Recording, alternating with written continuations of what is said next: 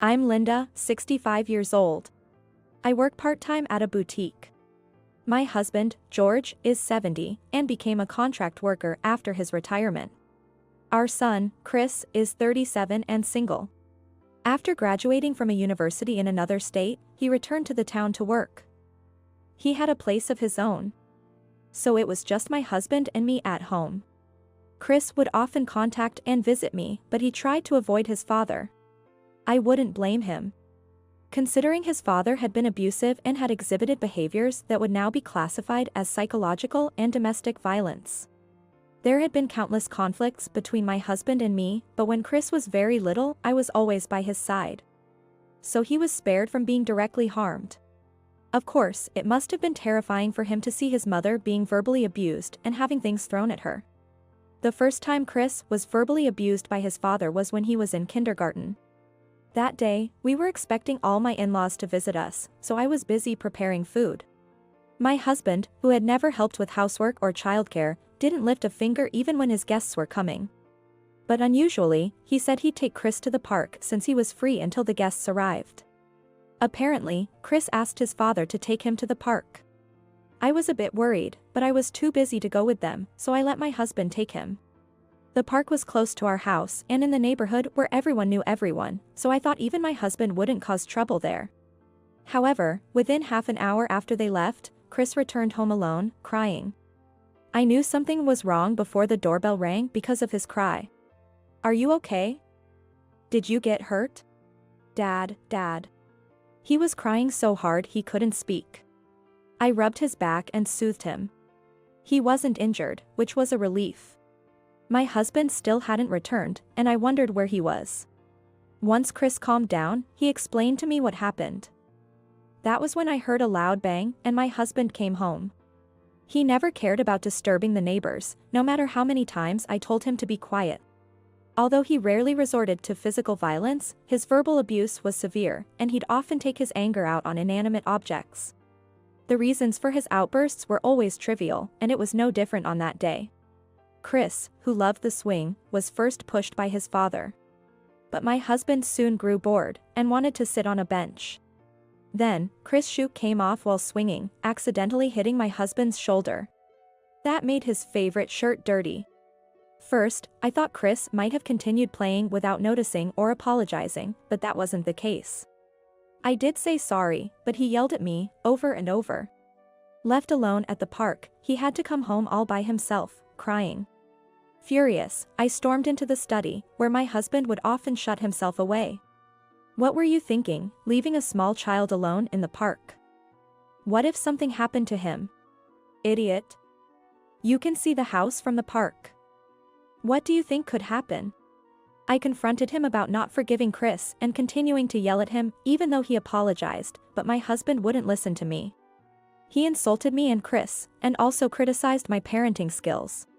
A pathetic excuse of a son, a bad mother, and so on. As I glared at him, he yelled, "What's with that look?" and started throwing anything he could get his hands on at me. Stationery scattered on the floor, his coffee cup shattered against the wall. I retaliated, throwing back whatever came my way. Running out of small objects, my husband finally stopped throwing things at me. The last thing he threw at me was his dirty shirt. Wash this now. Make sure to get mud out of it. Now get out. I left the study without a word. Who was the idiot here? I thought it was just absurd to wear something, which you didn't want to get dirty, to a park with a child. It should have been easy to imagine that, even for someone who didn't play with their child regularly. Getting angry and shifting blame for his own mistake. When I came out of the study, Chris was there, shrinking and trembling with fear, watching the situation. Mom, are you okay? I'm fine, honey. Sorry we scared you. You're bleeding. I tried to avoid getting hurt, but I had some cuts and bruises. I must have touched pieces of the broken cup. Before, I was the only target, but from then on, my husband started targeting Chris as well. He's never said anything, but I think the emotional scars from his childhood is still troubling him. As a mother, I feel terrible about it, but the fact that he grew up to be a kind person is my only consolation. To be honest, I was afraid that something awful might happen due to the conflicts between him and my husband as he entered adolescence. Every time I heard distressing news on TV, I feared it wasn't just someone else's problem. Fortunately, unlike his father, Chris was thoughtful, so we were able to avoid the worst-case scenario. As he grew older, he subtly shielded me from his father's attacks and even intervened to calm him down, which helped to reduce the frequency of the attacks. Perhaps my husband realized he was no match for Chris physically. Once I found a part-time job at a boutique and began working on weekends and public holidays, I wasn't subjected to his physical outbursts as much, though I was still getting verbally abused by him. When Chris went to college in another state, and also when he chose to come back to work locally but not to live with us, I encouraged him, seeing his hesitation. "I'll be okay. I don't think your father will physically hurt me. But still. You know I always fight back, right? So, I'll be fine. You go on and follow the path you choose. No matter what choice you make, I'll be here for you." Though I reassured him, as expected, my husband's attacks intensified once it was just the two of us. To defend myself, I retaliated when yelled at unjustly, and threw back when things were thrown at me. I wasn't going to be defeated. One day, while watching TV casually, a feature on abusive husbands caught my attention. I was struck by a sudden realization. The description of an abusive husband matched my own husband, persistently attacking my character, and always getting angry at me over trivial matters. That was exactly what my husband was like. I learned that verbal and physical abuse often go hand in hand, including intimidation through loud voices or actions, and throwing objects, and withholding money and controlling the household spending. Things had changed. In the past, unless there was direct physical attack, it wasn't recognized as violence, and many suffered in silence even when abused. It also made sense to me that many abusers acted differently in public. My husband had always been exceptionally good at presenting himself to others. I doubt his colleagues knew he was an abusive person. Some neighbors might have suspected something was going on because of his yelling, but I was sure he would just tell them that it was nothing important. And his severe attacks were directed only at me and Chris, fooling everyone else. From that day, I began to prepare for divorce. First, saving money. For the past few years, I stopped spending my part-time earnings on living expenses and started saving. So, I had enough to start a new life on my own. Fortunately, my husband wasn't aware. I anticipated he wouldn't agree to a fair division of property. That was why I needed to save as much as possible just in case. Next, since he probably wouldn't agree to a divorce, I needed to gather objective evidence for the grounds for divorce. If he refused to get divorced, it would go to mediation, and if that failed, to court, so evidence was crucial. I was determined to work hard for a favorable and quick divorce. Chris was also encouraging my independence. I told him what made me decide to divorce. I heard on the grapevine that an old friend got a late-life divorce. She moved to a big city when she was young, married a wealthy man, raised the children, and even had grandchildren. Everyone envied what seemed like a picture-perfect life. But another old friend from back home shared the truth with me. Her words pierced my heart. For years, she endured her husband's infidelity and emotional abuse. Wow. You never know what someone is going through, even if they seem happy. It surprised me, not because she got divorced, but because her situation was exactly the same as mine. Just like my husband, her husband cheated on her. And not long ago, I discovered my husband's affair. Boldly, he'd been seeing a woman who lived near our home. She was a widow, living alone. I saw my husband enter her house on my way back from work. It was like something out of a TV drama. Both my husband and his mistress came out of the house shortly after, so I quickly had to hide. Luckily, they didn't come my way and went to a nearby convenience store.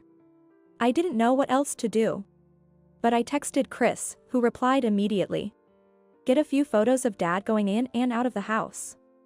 Don't forget to mute the camera shutter on your phone, or you can just take a video.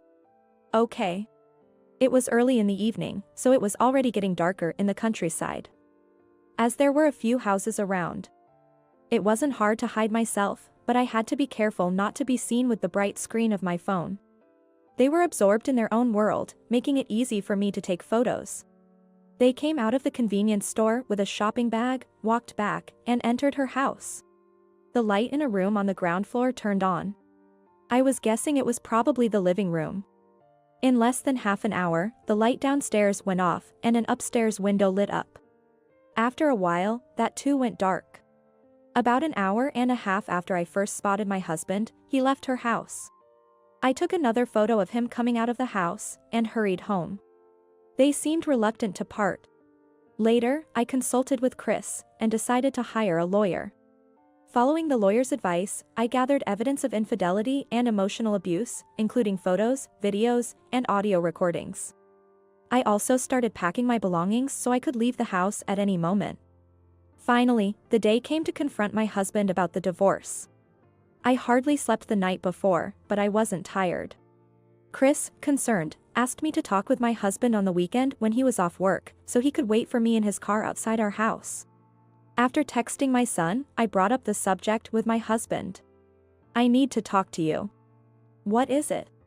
"I want a divorce." "A divorce? Don't be ridiculous." "I won't agree to it."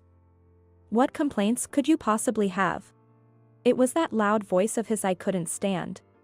Unfazed, I continued with what needed to be said. About the emotional and physical abuse, infidelity, and that I had evidence. That I was ready to leave immediately, and that I wanted him to discuss further matters with my lawyer. Hearing this, my husband became infuriated. "Your lawyer? Why would you involve someone else in the family matters?" He couldn't stand the idea of outsiders getting involved in our family issues. He continued to intimidate and destroy things while yelling at me. Seemingly frustrated by my calm demeanor, he persistently threw objects at me. Ouch. Suddenly, a loud noise and my husband's scream echoed. An item he threw hit the fishing rod which I cleaned the day before, causing it to fall to the floor.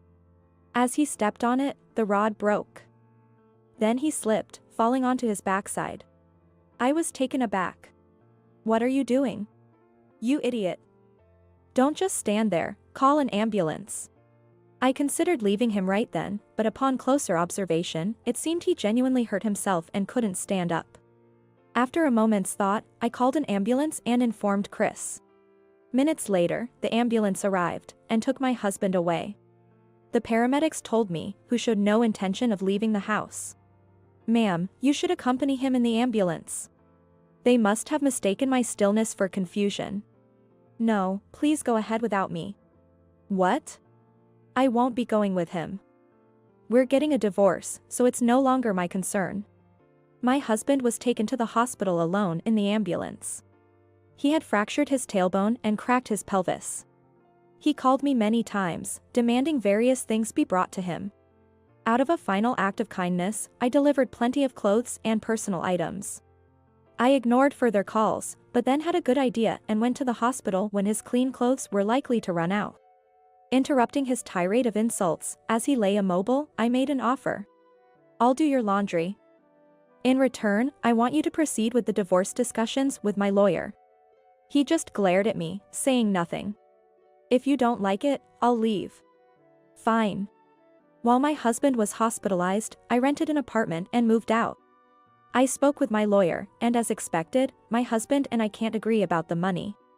However, he seems to have understood my resolve and is willing to proceed with the divorce. Chris and I keep in touch, occasionally going out for shopping or meals, and he's surprised to see the changes in me. "I've never seen you look so happy before, Mom." Maybe you're right. I'm truly enjoying myself now. There are so many things I want to do. I can go out with friends without worry. And I can display my favorite ceramics and glass ornaments without fear of them being broken. Freedom is wonderful.